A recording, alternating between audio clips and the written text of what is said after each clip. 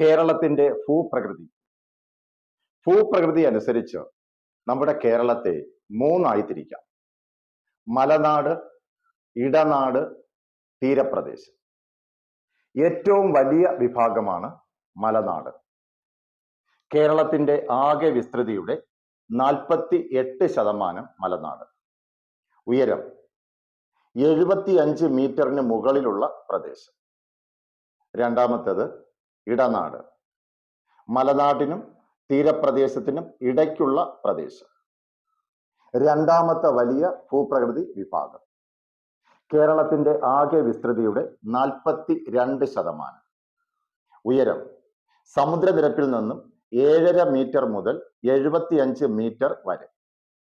പ്രധാനപ്പെട്ട മണ്ണിനം ലാറ്ററൈറ്റ് മണ്ണ്.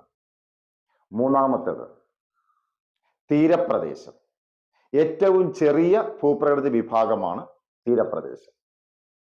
7.5 മീറ്റർ വരെ ഉയരം. ആകെ വിസ്തൃതിയുടെ 10%. പ്രധാനപ്പെട്ട മണ്ണ് എക്കൽ മണ്ണ്. Thank you.